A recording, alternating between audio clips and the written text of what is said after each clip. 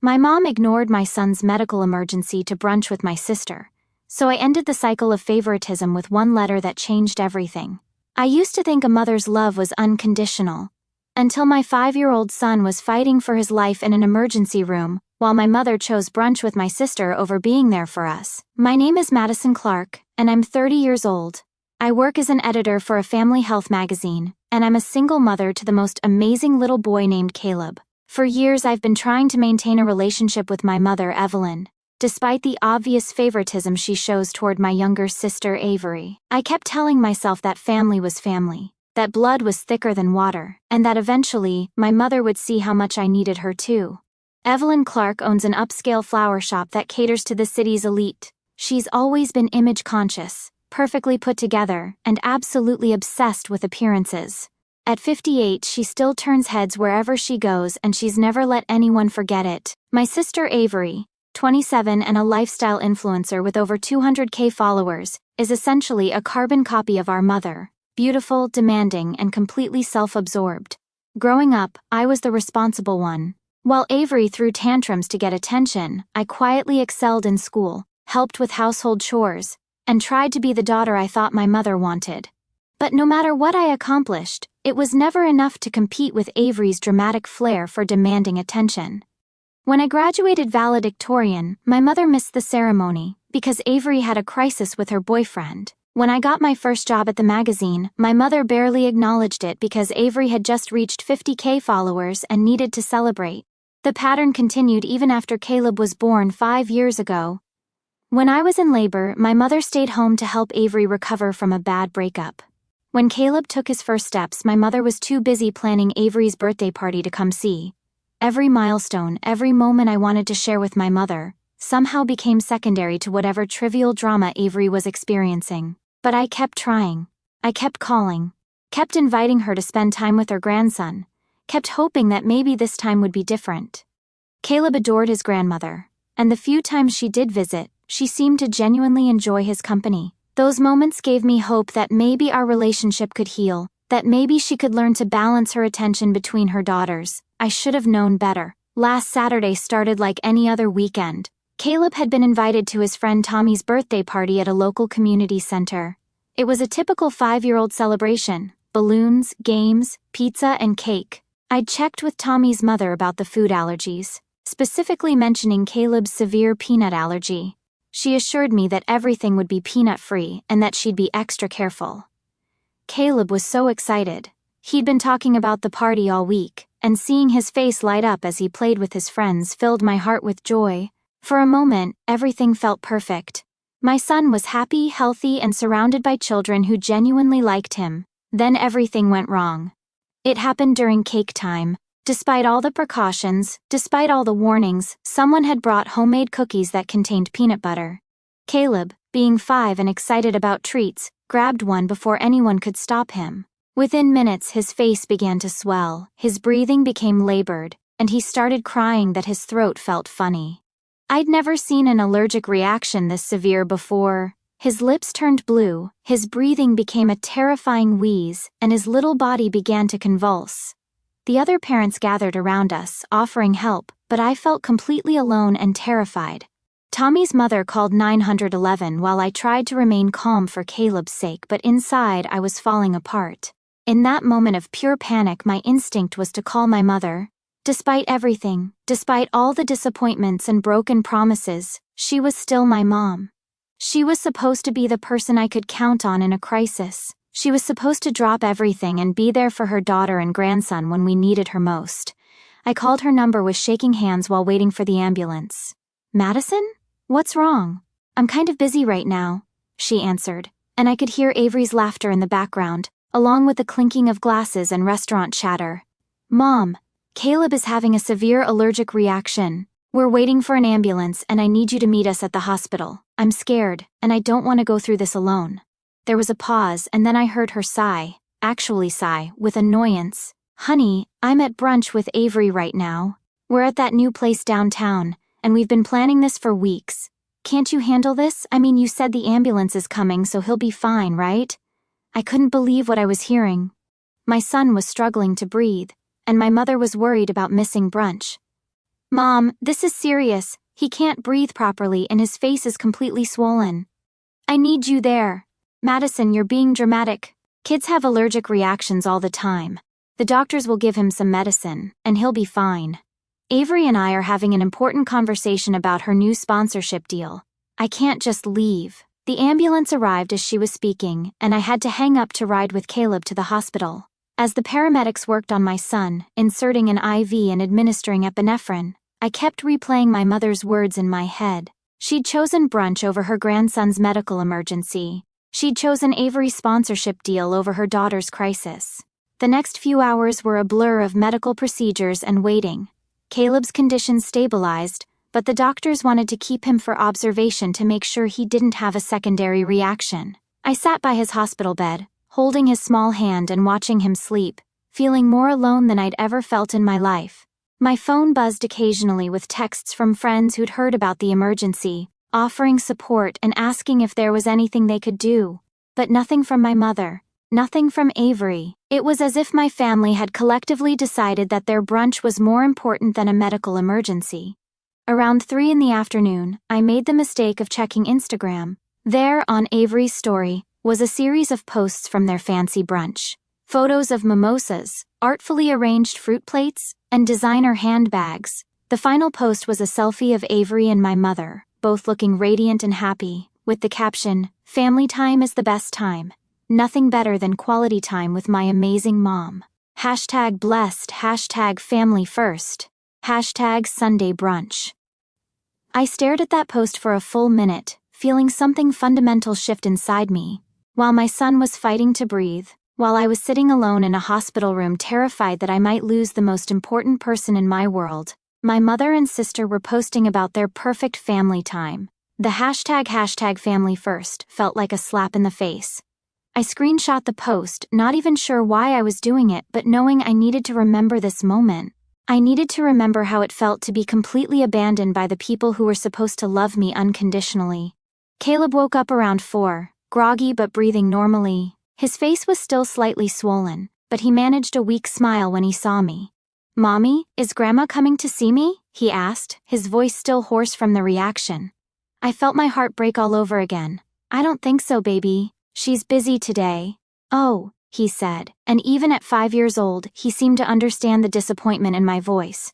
"That's okay. You're here, and that's all I need." His words were so pure, so trusting, that I almost started crying right there. This perfect little boy deserved so much better than a grandmother who couldn't be bothered to check on him during a medical emergency. Around 6 that evening, my mother finally showed up. She walked into the hospital room carrying a small bouquet of flowers from her shop, looking slightly annoyed at having to be there. She was still dressed in her brunch outfit, a designer dress, perfect makeup, and heels that clicked loudly on the hospital floor. "How is he?" she asked, barely glancing at Caleb, who was coloring in a book I'd bought from the hospital gift shop. "He's stable now, no thanks to you," I said, trying to keep my voice low so Caleb wouldn't hear the anger. "Madison, don't start with me. I came as soon as I could." "As soon as you could?" "Mom, this happened 6 hours ago. Your grandson was in a life-threatening situation, and you chose brunch over being here for him." She set the flowers on the bedside table with more force than necessary. "I don't appreciate your tone. I had prior commitments, and Avery needed me today. She's going through a difficult time with this new business venture." "A difficult time? She's talking to sponsors about makeup, Mom. That's not a crisis. This..." I gestured toward Caleb. "This was a crisis. You're being overdramatic as usual. Children have allergic reactions. It's not the end of the world. Besides, you handled it fine on your own, didn't you?" I stared at her, truly seeing her for perhaps the first time in my life. This woman, who had given birth to me, who was supposed to love me unconditionally, genuinely didn't understand why I was upset. She couldn't comprehend that choosing her adult daughter's brunch over her grandson's medical emergency was wrong. "Mom?" He couldn't breathe. His lips turned blue. "I thought I might lose him." "But you didn't lose him. He's fine. You're always so anxious about everything, Madison. Maybe if you weren't such a helicopter parent, these things wouldn't seem so catastrophic." That's when I snapped. "Get out," I said quietly. "Excuse me?" I said, "Get out. Leave. I don't want you here." "Madison, you're being ridiculous. I came to check on Caleb." You came here 6 hours after I called you, and you're acting like you're doing me a favor. You're making this about me being overdramatic instead of acknowledging that you failed your grandson when he needed you most. Other families in the nearby rooms were starting to stare, but I didn't care anymore. I've spent 30 years trying to earn your love, trying to be the daughter you wanted, trying to make excuses for the way you treat me compared to Avery. But I'm done. I'm done pretending that this is normal. I'm done accepting scraps of attention while you shower my sister with everything she wants. Madison, lower your voice. People are staring. Let them stare. Let them see what kind of grandmother chooses mimosas over her grandson's medical emergency. My mother's face flushed red with embarrassment and anger. I don't have to listen to this. I came here to help, and you're attacking me. This is exactly why I don't come around more often. You're always so negative, always complaining about something. Then don't come around at all, I said, and I meant it. She grabbed her purse and headed for the door, pausing only to say, "When you're ready to apologize for this outburst, you know my number." After she left, Caleb looked up from his coloring book. "Mommy, why was Grandma angry?" I sat down next to him and smoothed his hair back from his forehead. "Sometimes grown-ups disagree about things, baby. But it's not your fault, okay?" "Okay," he said, returning to his coloring. "I like it better when it's just us anyway." Out of the mouths of babes. We went home the next morning, and I tried to return to normal life. I took a few days off work to monitor Caleb for any delayed reactions, and during that time, I found myself thinking constantly about what had happened. The more I thought about it, the angrier I became. This wasn't just about one incident. This was about a lifetime of being second best, of having my needs dismissed, of watching my mother bend over backward for Avery while treating me like an afterthought. And now that pattern was affecting my son, who deserved better than a grandmother who couldn't be bothered to show up during a medical emergency. 3 days after the hospital incident, I received a delivery. It was an expensive-looking box from a high-end department store, addressed to me. Inside was a designer handbag, the kind that costs more than most people's monthly rent, along with a card that read, "Madison, I'm sorry we disagreed at the hospital. I hope this helps you feel better. Love, Mom." I stared at that bag for a long time, feeling a mix of emotions I couldn't quite name. This was so typical of my mother, trying to solve problems with expensive gifts instead of genuine apologies or changed behavior. She'd done the same thing countless times with Avery, buying her love and forgiveness with designer clothes and luxury vacations. But I wasn't Avery. I didn't want or need expensive gifts. I needed a mother who showed up. I needed a mother who put her grandson's well-being above her social calendar. I needed a mother who could admit when she was wrong instead of doubling down on her selfishness. The bag felt heavy in my hands, not because of its weight, but because of what it represented. It was her way of saying that our relationship could be fixed with money, that my hurt feelings could be purchased away, that I should be grateful for this gesture instead of expecting actual behavioral change. That evening, I did something I'd never done before. I researched the bag online and found out it was worth almost $10,000. $10,000. She'd spent more on a guilt gift than most families spend on a car, and she expected this to make everything okay. I thought about all the times I'd struggled financially as a single mother. All the times I'd had to choose between buying Caleb new shoes or paying for his extracurricular activities. All the times I'd called my mother for help, not for money but for support, for babysitting, for just being present, and been told she was too busy with Avery, but apparently she had $10,000 lying around for handbags when she needed to smooth over her own guilt. The next morning I made a decision that would change everything. I carefully repacked the handbag in its original box, along with all the tissue paper and fancy packaging. Then I sat down at my computer and wrote a letter. Not an email but an actual letter that I printed on paper and put in an envelope. "Dear Mom," I wrote, "thank you for the generous gift, but I'm returning it. I don't want or need expensive presents. What I needed was for you to be there when your grandson was in the hospital. What I needed was for you to prioritize your family's emergency over brunch. What I needed was for you to show up. Since you've made it clear that Avery's needs will always come before mine, and since you've shown that you can't be counted on during genuine crises, I've decided that it's best for Caleb and me to step back from this relationship.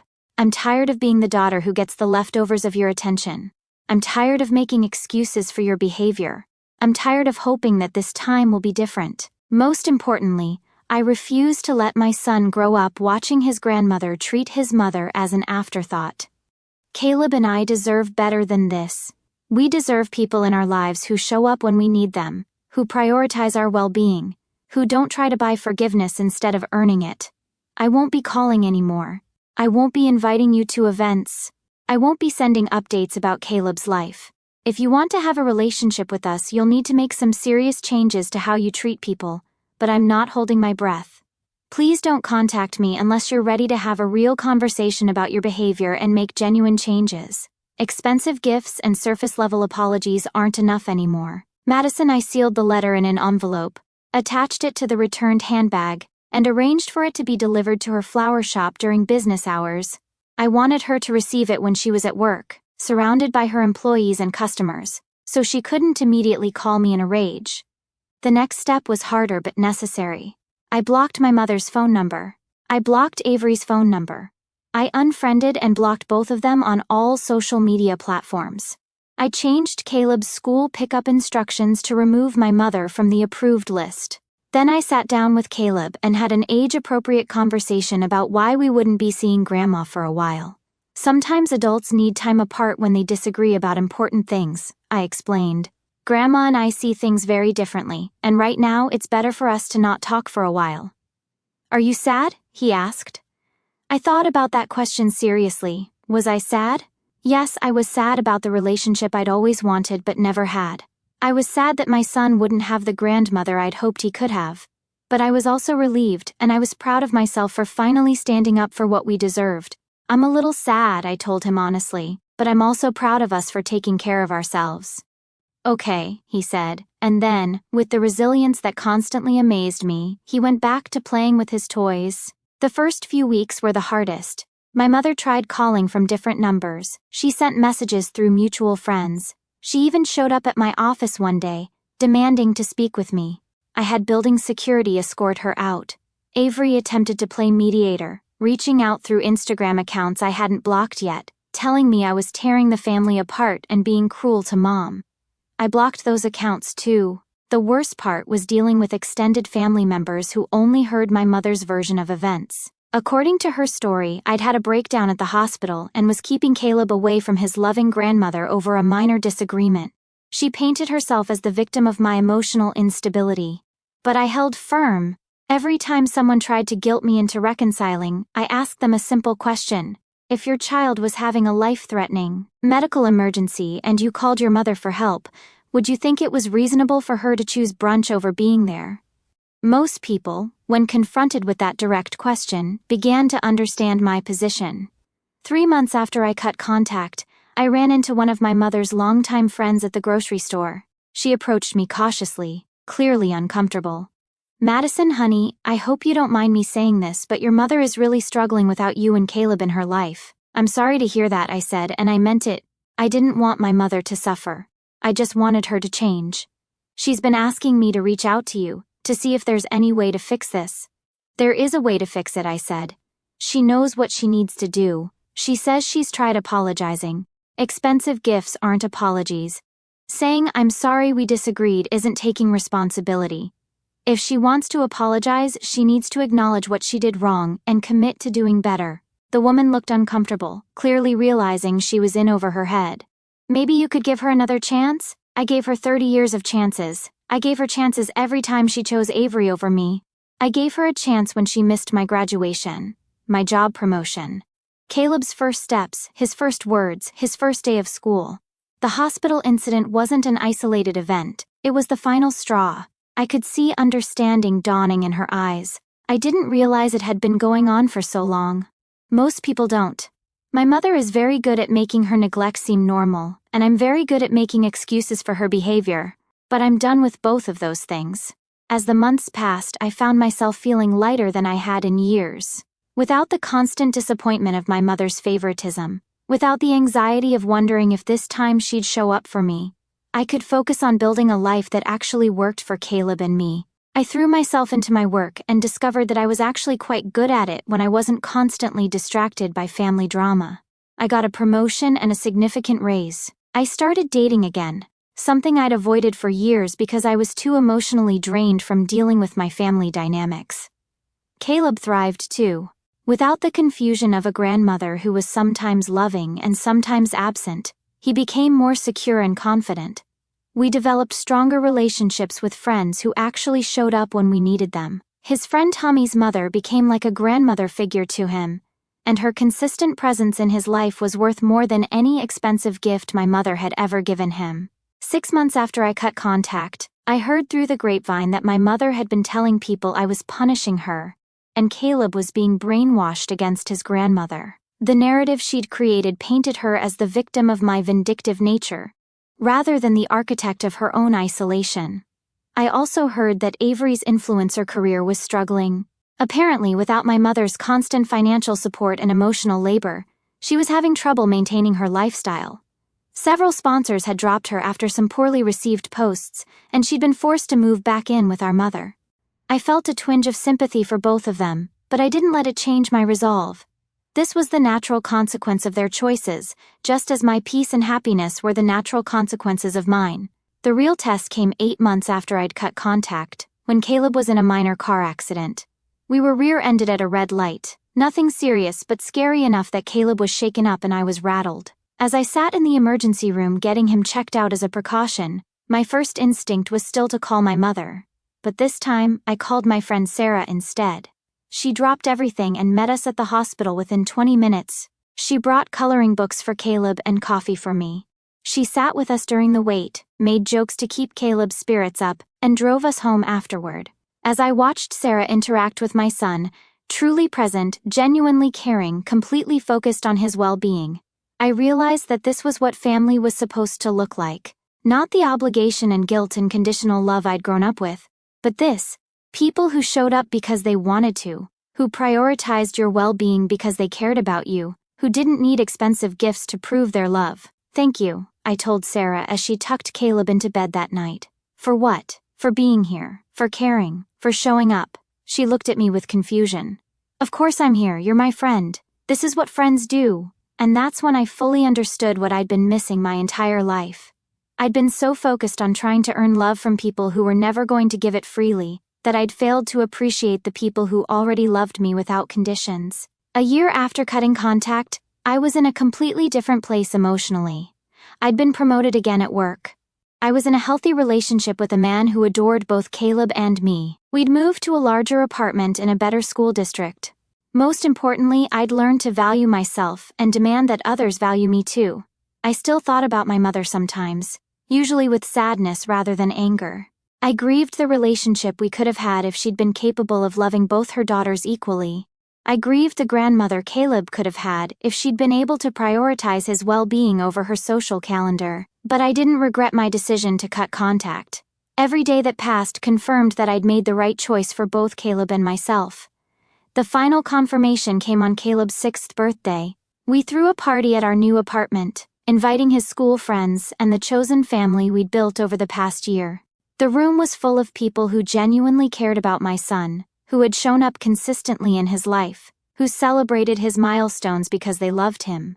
As I watched Caleb blow out his candles, surrounded by people who had proven their love through actions rather than words, I felt nothing but gratitude. Not for the toxic relationship I'd finally ended, but for the healthy relationships I'd finally allowed myself to build. Later that evening, after all the guests had gone home and Caleb was asleep, I found myself thinking about the letter I'd written to my mother a year earlier.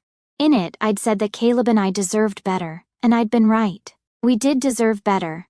And more importantly, we'd found it. I thought about the woman I used to be. The one who made excuses for neglect, who begged for scraps of attention, who taught her son that love was something you had to earn through perfect behavior and endless sacrifice. That woman was gone, replaced by someone who understood that real love doesn't require you to minimize yourself to receive it.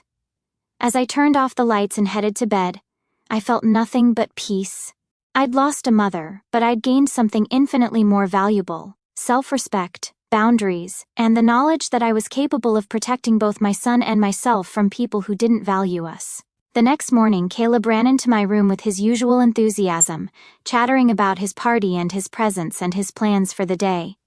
Looking at his bright, confident face, I knew with absolute certainty that I'd made the right choice. Some people might call what I did extreme. They might say that family is family, that you should forgive and forget, that children need their grandparents regardless of the circumstances. But I learned something important in that hospital room a year ago. Love isn't supposed to hurt. Family isn't supposed to be conditional. And sometimes, the most loving thing you can do is walk away from people who can't love you the way you deserve to be loved. I chose my son's well-being over my mother's comfort. I chose my own mental health over maintaining a toxic relationship. I chose peace over drama, consistency over chaos, and genuine love over expensive apologies. And I've never looked back.